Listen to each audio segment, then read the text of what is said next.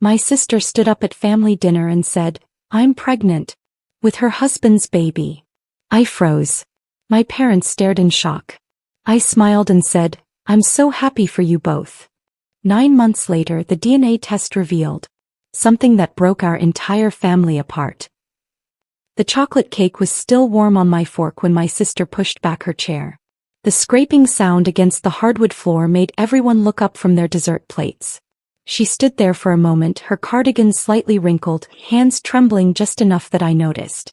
The dining room fell quiet except for the soft hum of the air conditioning above us. "I have something to tell everyone," she said, her voice carrying that familiar tone she used when she was about to drop important news. I remember thinking she might announce a new job or perhaps that she was finally moving out of our parents' house. At 26, she'd been talking about getting her own apartment for months. My mother set down her spoon and smiled encouragingly. "What is it, honey?" My father leaned forward slightly, his reading glasses reflecting the warm light from the chandelier. Even my mother-in-law, who usually kept to herself during these family gatherings, turned her attention toward my sister with genuine interest. "I'm pregnant," she announced, and the room erupted in congratulations before anyone processed what came next. My mother clapped her hands together. My father's face brightened. But then my sister raised her hand and something in her expression made everyone freeze. "The baby belongs to her husband." Before we continue with this shocking family revelation, I want to thank you for being here. If you believe that truth matters more than keeping peace, please consider subscribing. It's free and helps us reach more women facing betrayal. Now let's see how this unfolds. The words hung in the air like smoke. I felt my grip loosen on the small dessert fork in my hands. The chocolate suddenly felt too rich, too sweet. My fork clattered against the plate, but the sound seemed to come from somewhere far away. My mother's mouth opened slightly but no words came out. She looked from my sister to me, then to my husband as if trying to solve a puzzle with missing pieces. My father's expression hardened, his jaw setting in that way it did when he was trying to control his temper. My husband finally looked up from his plate, but his eyes found my sister's face instead of mine. There was something there, something I couldn't quite name but recognized all the same. Not surprise. Not denial. Just a quiet acceptance that made my chest tighten. "David?" my mother whispered, using my husband's name like a question. "Is this true?" He nodded once, barely perceptible, his gaze dropping back to the table. His fingers drummed against the wood surface, a habit he'd developed whenever he felt cornered at work meetings. I'd watched him do it 100 times but never about something that involved me. My mother-in-law's reaction surprised me most. While everyone else sat frozen in shock, she leaned back in her chair with something that almost looked like relief. "Finally," she said, her voice soft but clear. I was beginning to think I'd never become a grandmother. The casual way she said it, as if my sister's pregnancy was a gift she'd been waiting for, made something cold settle in my stomach. Not once did she look at me. Not once did she acknowledge that this child would be born from betrayal, from the destruction of her son's marriage. My sister glanced at me then, and I saw something in her eyes that I'd never seen before. Not guilt. Not apology. Something that looked almost like victory. She'd always been the prettier one, the one who drew attention effortlessly. But this felt different. This felt deliberate. "How long?" my father asked, his voice carefully controlled. 3 months, she replied, her hand moving instinctively to her still flat stomach. "We didn't plan it, but we're happy." The words stung more than everything else combined. She'd already created a unit, a family that didn't include me. My husband and my sister had become we, while I sat at the same table, invisible. My mother finally found her voice. "Jessica, how could you?" she started, but my sister cut her off. "Mom, love doesn't follow rules. Sometimes these things just happen." Love. He called it love. As if that word could somehow make adultery acceptable. As if it could erase the fact that she'd systematically destroyed her own sister's marriage and felt proud of it. I realized everyone was waiting for me to react. To scream, to cry, to throw something. The silence stretched longer, becoming uncomfortable for everyone except me. In that moment I felt strangely calm, as if I was watching this scene happen to someone else. Then I smiled. It wasn't a genuine smile, but it was perfect. Polite, composed, the kind of smile I'd perfected in social situations when I needed to hide what I was really thinking. I watched my sister's confident expression falter slightly, confusion flickering across her features. "Congratulations," I said, my voice steady. "I'm so happy for you both." My mother stared at me as if I'd spoken in a foreign language. My father's eyebrows drew together in concern. Even my husband looked up, probably expecting anger or tears. But I kept smiling, kept my hands folded neatly in my lap, kept my voice level. "When are you due?" My sister blinked, clearly thrown off by my reaction. "December," she said hesitantly. "A winter baby. How wonderful." I picked up my fork again and took another bite of cake as if we were discussing the weather. "Will you continue working at the clinic?" The conversation stumbled forward from there, awkward and stilted. My mother tried to fill the silence with practical questions about doctors and prenatal care. My father retreated behind his coffee cup. My mother-in-law began talking about baby names and nursery arrangements. Through it all, I maintained my composure. I asked appropriate questions, made supportive comments, and acted like the perfect sister-in-law. But inside, something fundamental had shifted. The woman who had walked into this dinner hoping to reconnect with her husband was gone. In her place sat someone else entirely. Someone who understood that tears and anger would only give them what they expected. Someone who knew that the best revenge isn't always immediate or obvious. Someone who had learned, in the span of a single dessert course, that sometimes the most powerful response is no response at all. As the evening wound down and everyone prepared to leave, I hugged my sister goodbye. She felt tense in my arms, still uncertain about my reaction. "Thank you," I whispered in her ear, just loud enough for her to hear. "For showing me exactly who you are." She pulled back, searching my face for meaning, but I was already turning away. The real conversation would come later. Much later. When I was ready and when it would matter most. That night, as I lay in bed listening to my husband's careful breathing beside me, I made a decision. I wouldn't be the screaming, heartbroken wife. I wouldn't be the victim in this story. I would be something much more dangerous. I would be patient. The chocolate cake had been delicious, but it would be the last sweet thing I'd taste for a very long time. From now on, everything would have the bitter edge of betrayal. And I would use that bitterness to fuel something they'd never see coming. My smile in the darkness wasn't polite anymore. It was planning. The first 3 days passed without a single phone call. I kept checking my cell phone, expecting someone to reach out, to ask how I was holding up after the dinner revelation. But the screen remained dark. My parents, who usually called daily just to chat, suddenly went silent. My closest friend Sarah, who normally texted me random thoughts throughout the day, seemed to have forgotten I existed. David started leaving for work an hour earlier than usual. He'd shower quietly, dress in the walk-in closet, and slip out while I pretended to sleep. When he came home, it was always after 9 o'clock with some excuse about client meetings or paperwork. He'd heat up leftovers, eat standing at the kitchen counter, and mumble something about being tired before disappearing into the guest bedroom. The third night, I heard him on the phone through the thin wall. His voice was soft, careful, the way he used to talk to me when we were dating. "How are you feeling today?" he asked someone. "Did you remember to take your vitamins?" The tenderness in his tone made my stomach turn. He'd never asked me about vitamins, not even when I had the flu last winter. Jessica called him every morning at 7:30 sharp. I knew because his phone buzzed on the nightstand and I could see her name lighting up the screen. He'd grab it quickly and step onto the balcony for privacy.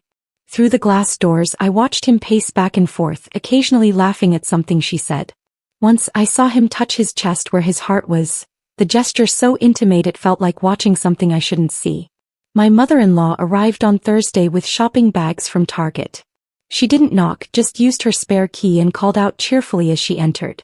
"I found the most adorable little outfits," she announced, spreading tiny clothes across my coffee table. Yellow onesies with cartoon ducks. A miniature sweater with matching booties. A soft blanket with teddy bears embroidered along the edges. "Isn't this precious?" she cooed, holding up a newborn-sized sleeper. I couldn't resist. "The baby will need so many things." She spoke about the pregnancy as if it were a family celebration, not the destruction of her son's marriage. Her excitement felt genuine, undiluted by shame or guilt.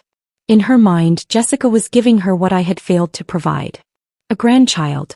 A legacy. Purpose. "I've already started converting the spare room upstairs," she continued, folding the clothes with practiced precision. David mentioned you two weren't using it for anything important anyway. It'll make a perfect nursery once the baby arrives. The casual way she erased me from the equation stung more than I expected. My art supplies lived in that room. My easel, my canvases, the painting I'd been working on for months. But apparently my creative space wasn't important enough to preserve. I watched her arrange the baby clothes in neat piles, her movements efficient and purposeful. She'd already mentally redesigned my house, planned my future, and written me out of the story entirely. I was just an inconvenient detail, something to be worked around rather than considered. "Have you thought about moving back with your parents?" she asked suddenly, not looking up from her organizing. "It might be easier for everyone involved. Less awkward, you know." The suggestion hit me like cold water. She wanted me gone. Not just emotionally distant or accepting of the situation, but physically removed from the picture. In her perfect world, David and Jessica would raise their child in my house, surrounded by my furniture, sleeping in my bed. I excused myself and went upstairs, leaving her to her shopping display. In the bathroom, I splashed cold water on my face and stared at my reflection. The woman looking back seemed smaller somehow, faded around the edges. When had I become so easy to dismiss? That evening I decided to test something. I made David's favorite dinner, grilled salmon with lemon butter, roasted asparagus and garlic mashed potatoes. I set the table with our wedding china, lit candles, and even put on the dress he'd bought me for our first anniversary. He walked in at 9:15, saw the setup and froze. "What's all this for?" "I thought we could talk," I said, keeping my voice neutral. "About everything. About us." He shifted uncomfortably, checking his phone twice during my sentence. "Listen, Sarah, I'm really tired tonight." Rain check. Sarah. He called me Sarah. My friend's name. The same friend who hadn't contacted me since the dinner. The same friend who, I suddenly realized, had been unusually quiet about my marriage problems lately. "Did you just call me Sarah?" I asked. His face flushed. "No," I said. "I meant." He fumbled for words, then gave up. "I'm going to bed." After he left, I sat alone at the carefully set table, staring at the untouched food. The candles burned down to stubs while I processed what had just happened. It wasn't just Jessica. Sarah was involved too. My husband was juggling multiple relationships while I played house with his dirty laundry. I blew out the candles and began clearing the table. In the kitchen, while scraping uneaten salmon into the garbage disposal, I found a receipt tucked behind the coffee maker. Lunch for two at Romano's, our anniversary restaurant. The date was yesterday. The timestamp showed 1:30 p.m., when David had texted me about a work lunch with colleagues. But it was the handwritten note on the back that made my hands shake. "Can't wait to feel the baby kick. Love you both. D." Both. He loved them both. Jessica and the baby. A ready-made family that didn't include me. I climbed the stairs slowly, past the spare room where my mother-in-law had left baby clothes scattered across my art table. In my bedroom, I opened the laptop and searched for something I'd never thought I'd need to research. DNA testing services. The websites explained paternity tests, chain of custody procedures, legal implications. I bookmarked 3 different companies and compared their processing times. Then I opened my old address book, the leather-bound one my mother had given me as a wedding gift. I flipped through pages of contact information, past college friends and distant relatives, until I found what I was looking for. Aaron Mitchell. Jessica's ex-boyfriend from 2 years ago. The one she'd cried over for months after their breakup. The one my parents thought was too intense and not stable enough for their daughter. I stared at his phone number, written in my own careful handwriting from when Jessica had asked me to keep it, just in case.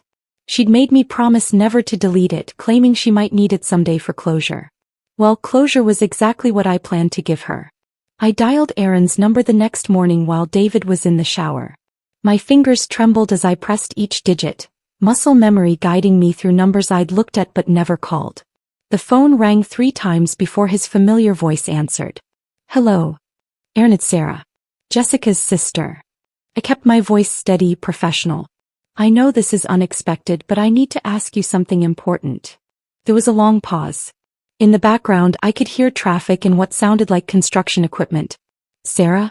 Oh, it's been, 2 years? Is everything okay? When did you last see Jessica?" Another pause, longer this time. "Why are you asking?" "Please, Aaron. It's complicated, but I really need to know." He sighed.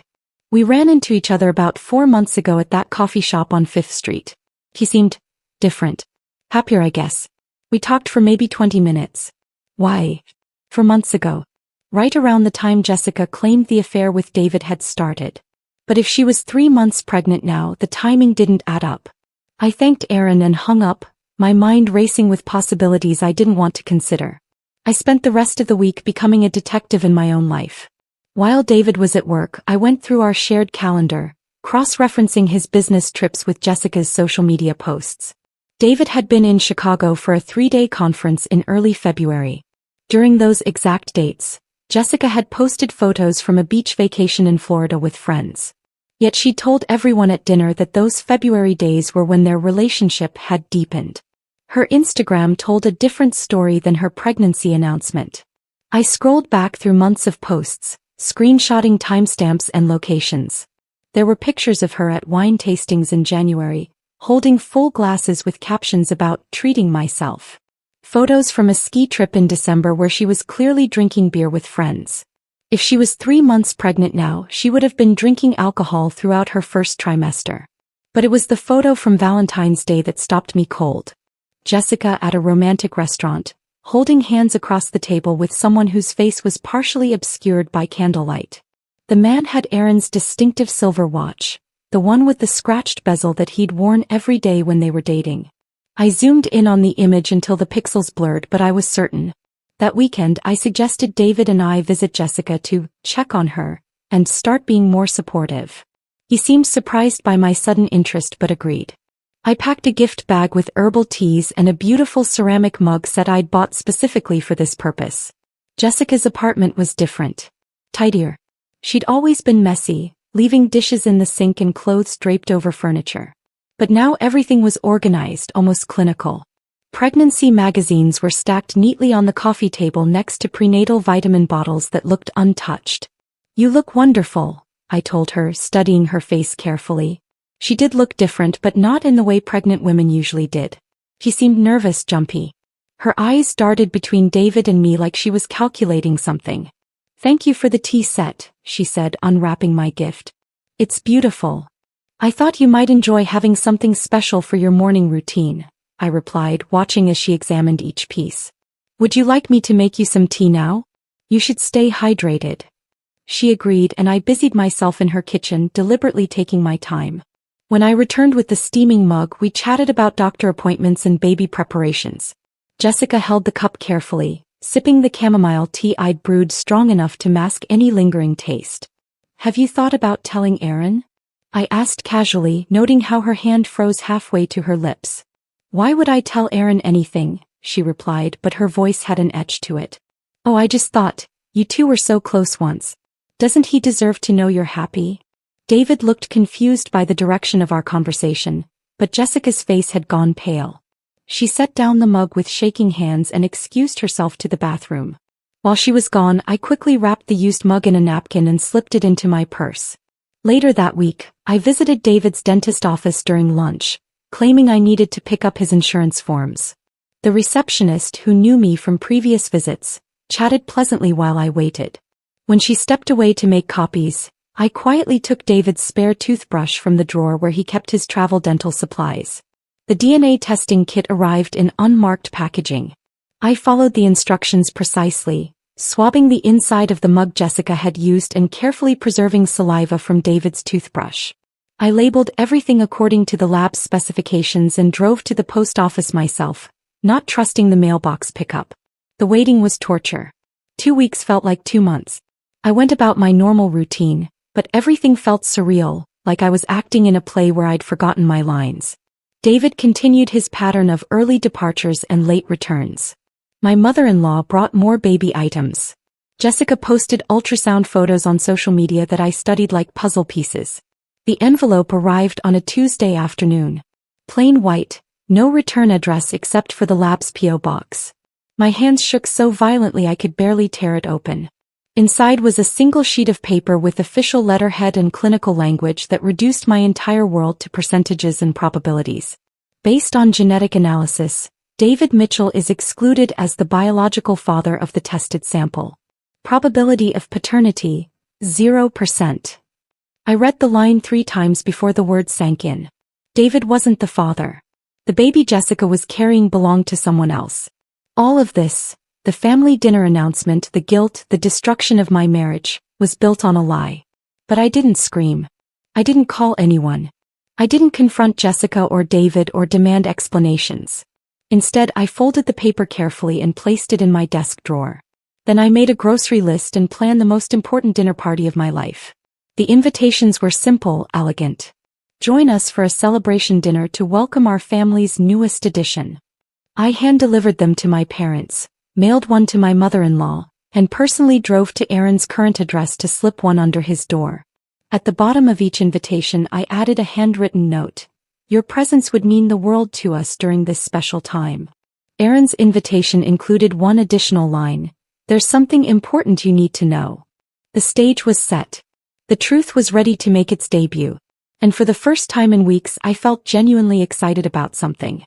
Saturday evening arrived with the kind of crisp autumn air that made everything feel sharper, more defined. I spent the entire day preparing, moving through my kitchen with a precision I'd never felt before. Every detail mattered tonight. The roast beef had to be perfect. The wine had to breathe at exactly the right temperature. The dining room had to look welcoming enough to lower everyone's guard. David noticed my unusual energy but misinterpreted it completely. It's nice to see you excited about having everyone over, he said, adjusting his tie in the hallway mirror. I think this dinner will be good for all of us. I smiled and handed him the cloth napkins to fold. Yes, I think tonight will change everything. My parents arrived first, my mother carrying a bouquet of yellow roses and my father holding a bottle of champagne. For the celebration, he said, though his smile seemed forced. I could tell they were still processing everything that had happened at the last family dinner, still trying to figure out how to navigate this new reality. My mother-in-law swept in 15 minutes later with a jewelry box tucked under her arm. I brought something special, she announced, opening it to reveal a delicate silver anklet with tiny bells. This was David's when he was a baby. I've been saving it for my first grandchild. The casual possessiveness in her voice made my jaw clench, but I maintained my composure. How thoughtful of you to bring family heirlooms, I said, taking the box from her hands. I'm sure the baby will treasure this someday. Jessica and David entered together, and I noticed immediately how comfortable they'd become with each other. She had her hand on his arm as they walked through the door, and he guided her to the most comfortable chair without being asked. They moved like a couple who'd been together for years, not two people caught in a scandalous affair. You look radiant, my mother told Jessica, and it was true. My sister practically glowed with satisfaction. She was wearing a flowing dress that emphasized her still small bump, and she kept one hand resting protectively over her stomach. Every gesture seemed calculated to remind everyone of her condition, of the precious life she was carrying. Dinner conversation flowed surprisingly smoothly. We talked about baby names and nursery themes. My father shared stories about when Jessica and I were children. My mother-in-law discussed her plans for spoiling her grandchild. Through it all, I played the perfect hostess, refilling wine glasses and steering conversations away from any awkward silences. I served the soup course with steady hands, though inside I felt like I was vibrating with nervous energy. Everyone complimented the butternut squash bisque, and I graciously accepted their praise while mentally counting down the minutes until dessert. The main course came and went. My mother helped me clear plates while the men discussed football scores. Jessica excused herself to the bathroom twice, each time returning with David's concerned attention. Are you feeling all right? He asked after her second trip. Maybe you should lie down. I'm fine, she assured him, but I caught the quick glance she shot toward the front door. She was nervous about something, though she was hiding it well. As I brought out the dessert plates, the doorbell rang. The entire table went quiet. David checked his watch, frowning. Are we expecting someone else? Actually, yes, I said, setting down the dessert tray and smoothing my dress. I invited one more guest. I thought it would be nice to have the whole family together. I opened the front door to find Aaron standing on my porch, dressed in a navy suit with a burgundy tie. He'd gotten his hair cut since I'd last seen him, and he looked nervous but determined. In his hand was a small gift bag with tissue paper peeking out the top. Aaron, I said warmly, loud enough for everyone in the dining room to hear. Thank you so much for coming. Please come in. The silence from the dining room was deafening. I led Aaron through the hallway, watching as every head turned toward us. My parents looked confused. My mother-in-law appeared annoyed by the interruption. David's eyebrows were drawn together in a deep frown. But Jessica's reaction was what I'd been waiting for. The color drained from her face so quickly I thought she might faint. She started to stand, then sat back down, then gripped the edge of the table like she needed it for support. Her mouth opened and closed without making any sound. Everyone, I announced cheerfully, I'd like you to meet Aaron Mitchell. He's an old friend of the family. Aaron, you remember my parents, of course. And this is my mother-in-law, Patricia. My husband, David. And Jessica. Aaron's eyes found Jessica immediately, and something passed between them that was too complex for me to fully understand. Recognition certainly, but also pain, longing, and something that might have been hope. Hello, Jessica, he said quietly. You look different. What are you doing here? She whispered, her voice barely audible. I invited him, I said, moving to the sideboard where I'd placed an envelope earlier that evening. I thought it was time we all got to know each other better. Especially since we're going to be family.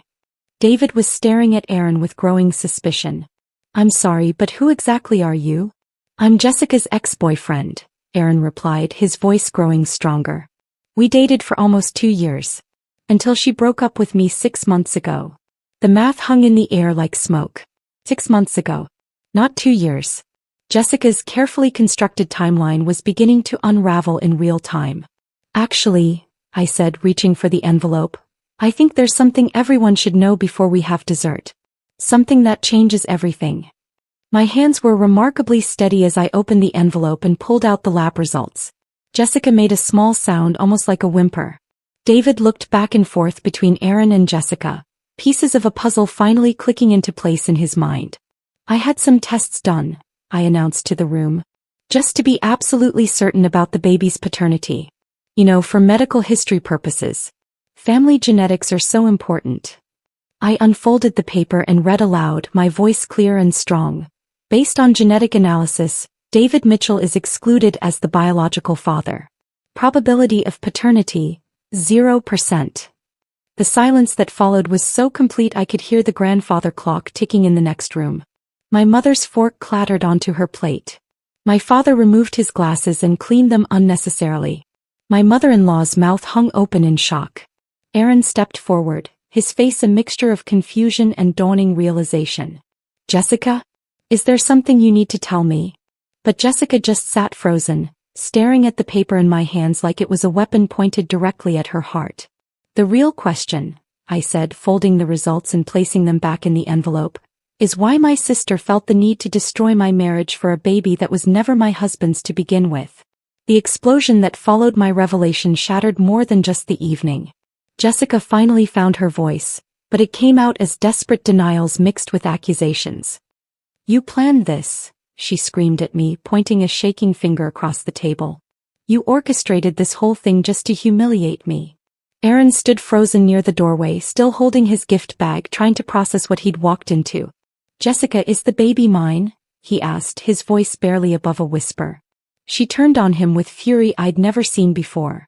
Don't you dare come in here acting like you care. You left me, remember?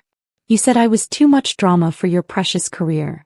You broke up with me, Aaron shot back, his confusion evident. You said you needed space. You said you'd found someone else. Because I was pregnant and you weren't ready to be a father. The words tore out of her throat like they'd been trapped there for months. The room erupted. My mother gasped and covered her mouth. My father stood up so quickly his chair toppled backward. David finally spoke, his voice cold and distant. So this whole thing was what? Some elaborate scheme to trap me into raising another man's child. Jessica's face crumpled, but there were no tears. Just raw desperation. It wasn't supposed to happen this way. I was scared. Aaron had already moved on, gotten that promotion in Seattle. You were married but miserable. I thought if I could just make it work. Make what work? David demanded.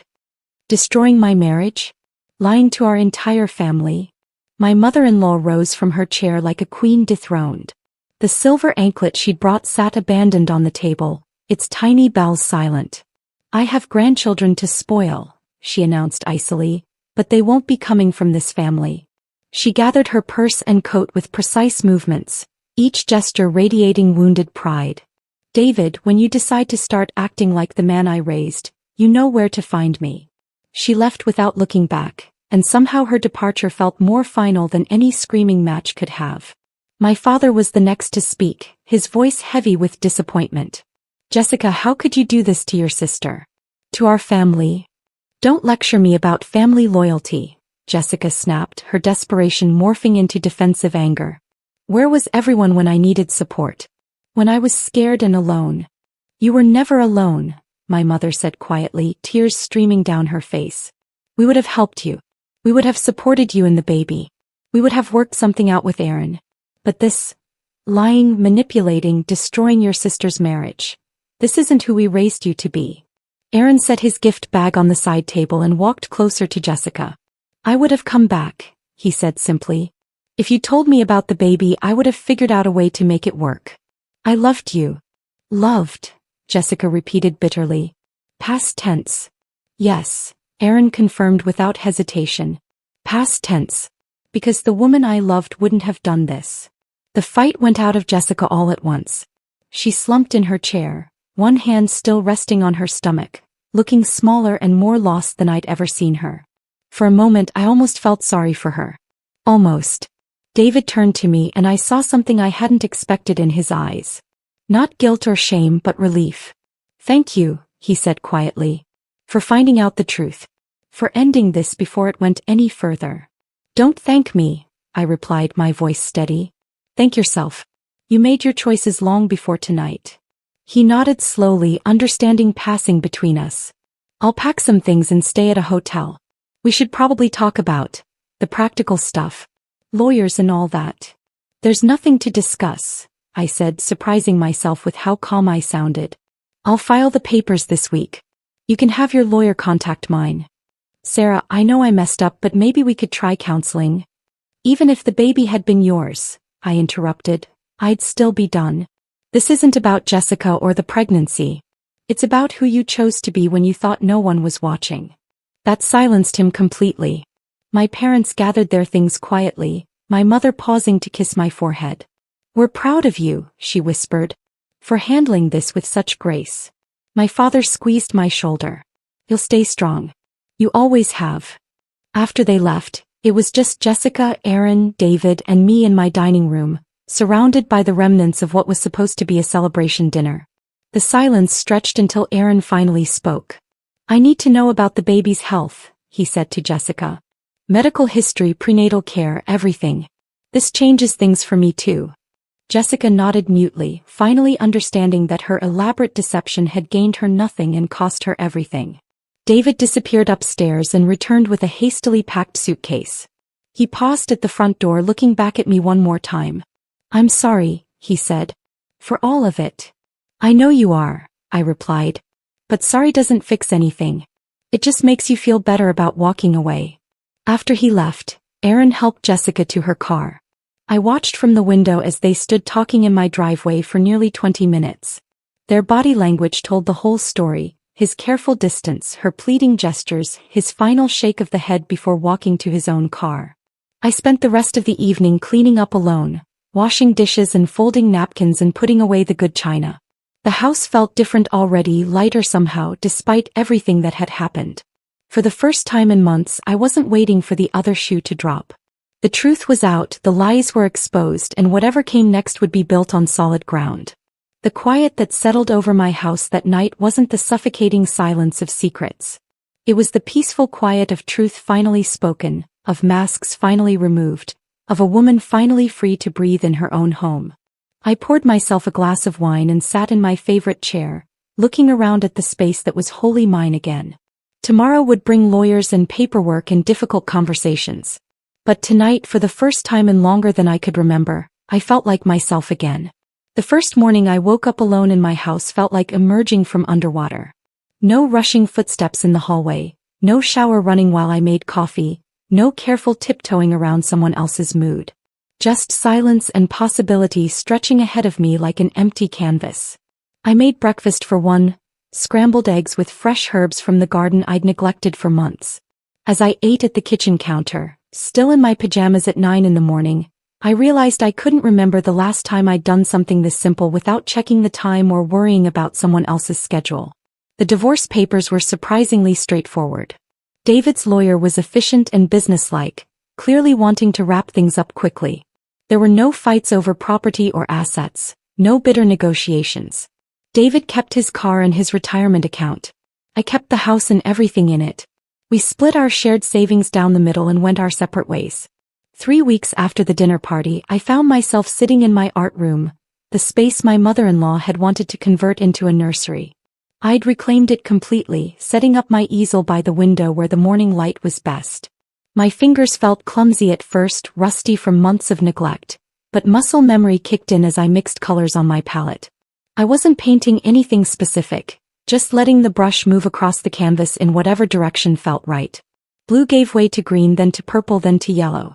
Colors I hadn't allowed myself to use when everything in my life felt gray. That's when I started writing. Not because I had some grand plan or message to share, but because the thoughts in my head needed somewhere to go. I created an anonymous blog called Second Chances, and wrote about the small discoveries I was making each day. How it felt to cook dinner without worrying if someone else would like it. How it felt to watch whatever I wanted on television. How it felt to go to bed when I was tired instead of staying up waiting for someone who might not come home. The responses surprised me. Women from all over the country began commenting, sharing their own stories of betrayal and rebuilding.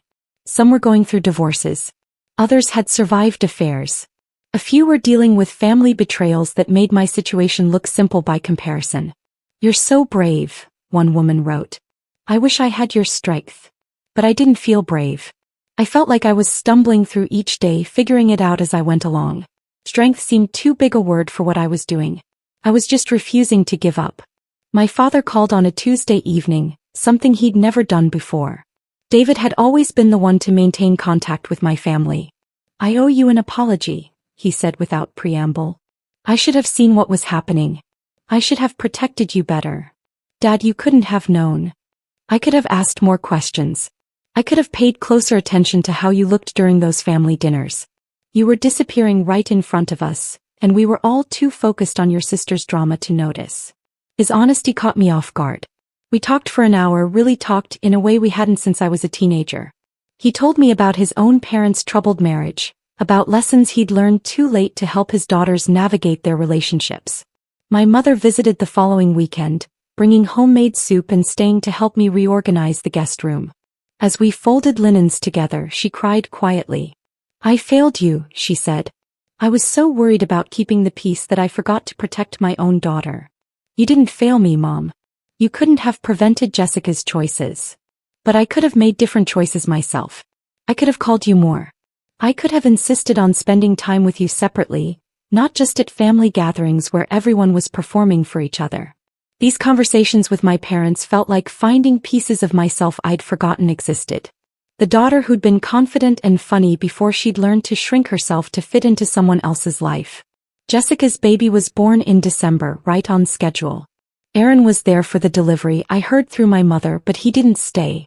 He'd moved back to Seattle permanently, establishing a custody arrangement that would allow him to be part of his daughter's life without having to rebuild a relationship with Jessica. My mother-in-law never called or visited. David's sister sent a brief text apologizing for her mother's behavior, but that was the extent of contact from that side of the family. Their absence felt like a gift rather than a loss. I realized how much energy I'd spent trying to earn approval from people who'd never really accepted me. 6 months after the divorce was finalized, I found myself writing a letter I knew I'd never send. It started as therapy, a way to organize my thoughts about everything that had happened. But as I wrote, it became something else, a strange kind of gratitude letter. "Dear Jessica," it began, "you probably think I hate you. You probably think I'll spend the rest of my life bitter about what you did to my marriage. But here's what you don't understand, you didn't steal my life. You freed me from a life that was slowly suffocating me." I wrote about how my marriage had been failing long before she'd gotten involved. How David and I had been going through the motions for months, maybe longer. How I'd been so focused on being the perfect wife that I'd forgotten who I was underneath all that effort. You showed me what I was really worth to my husband, I continued. You showed me what I was worth to his family.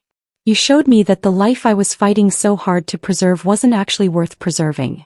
The letter filled 3 pages before I was finished. I folded it carefully and placed it in my desk drawer, underneath the DNA test results that had changed everything. Some truths were meant to be acknowledged privately, not shared. That evening, I made myself a cup of tea and sat in my favorite chair with a book I'd been wanting to read for months. Outside, snow was beginning to fall, covering my small garden in white. Inside, my house was warm and quiet and completely my own. For the first time since that devastating dinner party, I felt genuinely happy. Not the desperate, grasping happiness of someone trying to convince themselves everything was fine, but the deep, steady contentment of someone who'd learned the difference between being alone and being lonely. I had my truth. I had my freedom. I had my second chance. And that was more than enough to build a life on.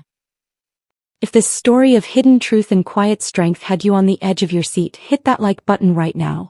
My favorite part was when Sarah revealed the DNA results at that perfectly orchestrated dinner party, watching everyone's masks finally fall. What was your favorite moment? Drop it in the comments below. Don't miss more empowering stories like this. Subscribe and hit that notification bell so you never miss an upload.